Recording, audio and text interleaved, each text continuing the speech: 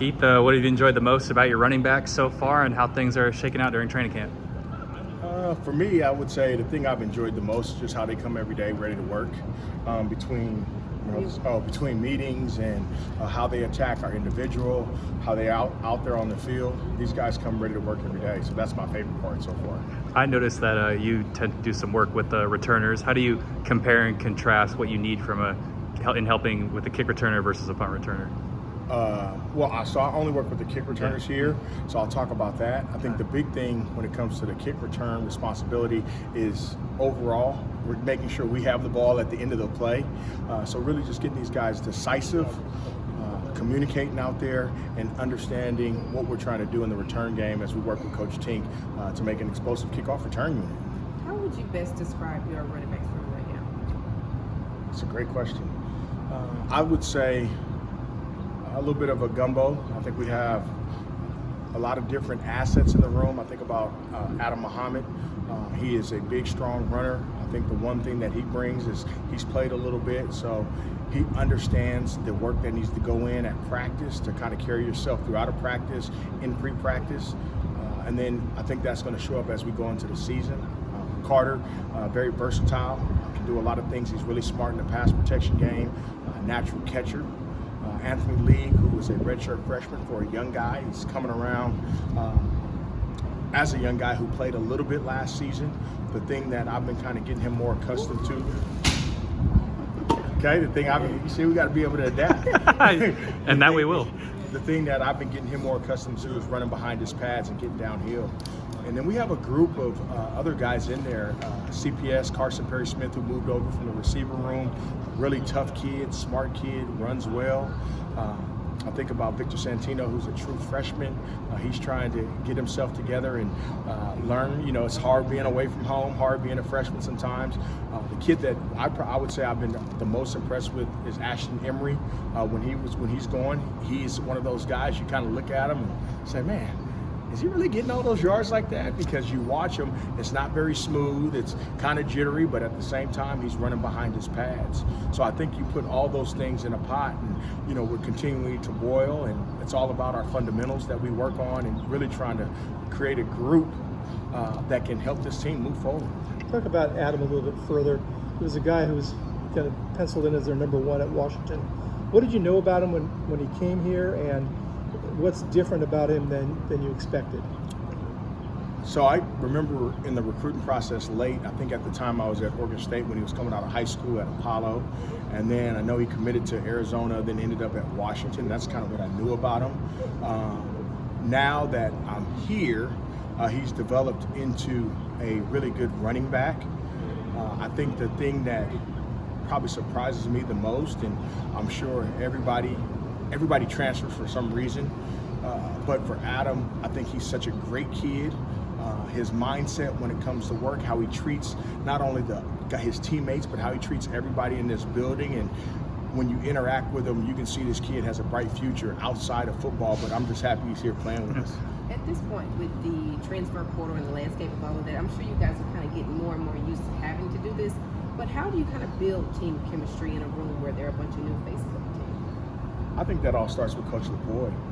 I think it starts with getting your staff on the same page of what the standard is and what the culture that you're trying to build. And like you said, we have transfers coming in on both sides of the ball, all different classes. So you would want your staff, not only the coaches, but your support staff, your academics, your training room, your equipment room, everybody speaking the same language is a course multiplier. So now you can kind of breed that into the program a lot faster. Great question. When you think about like teaching and such, when a guy like Carson Perry-Smith is making that transition and like the instincts can be different and working from receiver to running back, how have you gone about bridging that gap and getting him up to speed to your standard? For me, it always starts with the confidence piece. And how do you build confidence is taking the time and really taking the extra work to get him onboarded, for lack of a better term, to what he needs to do as a running back. And you start giving him small pieces, and when he excels at those small pieces, you continue to make them bigger and bigger. And I would say this, the past week and a half or past 3 practices, I always feel camp feels like forever, but the past 3 or 4 practices, he's become a critical piece in being able to be available and be able to do different things in the running back room. I'm excited. How much does having a quarterback of the level of Jaron benefit the run game? Oh, I think it's unbelievable because if we can get the run game going for them, they're gonna have to fill up the box, and now we're opening up some stuff down the field, and then they start worrying about that. Now we can hand it off. But Jaron is just such a natural quarterback with the way his release is, how he attacks the game, the type of teammate that he is. Having a quarterback like him makes it really fun for offense overall. O-line wants to play for him, the running backs want to block for him, and then when it comes to what he's doing here at Cal, it's really special. Is it an advantage for you guys up until you prove that you can run the ball better than they did last year, just because they have to spend so much attention on him? I'm not sure about that. I couldn't answer that question. I don't have anything to do with last year. I will say this, as a group, we're trying to make sure we put out the best run game, the best running backs that can be effective to help this offense and this team move. To kind of follow up on that, if you had to explain what is it about this running backs room that kind of, if the load was heavier on the run game this year to open up things downfield, why can they handle that? Why can the personnel that you have in there handle that? I would say they're playmakers and they're versatile. We can pass pro. Obviously, they're running back, so we can run the ball. They have pretty good hands out the backfield, so we can become a weapon in all three of those phases.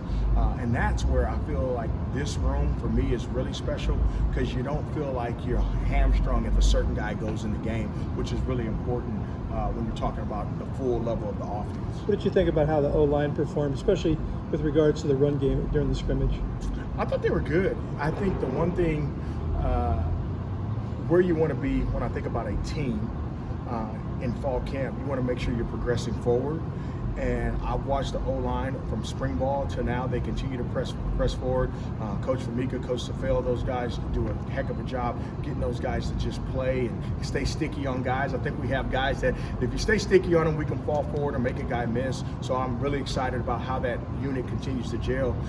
But talk to me in December, January when it really gets fun, and then we'll go from there. Coach, has anybody been a real standout with pass pro?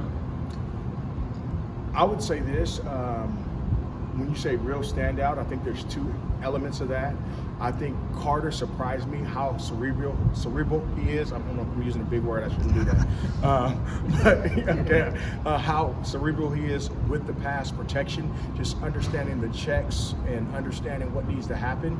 And he is physical in the pass game. I think Adam is just so stout when it comes to getting up there. He's just a bigger dude. He has really good technique and is able to sit down there and really hold the point. The thing that we think about in pass pro, we're responsible for the depth of the width of the pocket, depending on who's blitzing, and they've been able to do that. I would say both of those guys are very different, but very effective in the pass protection game.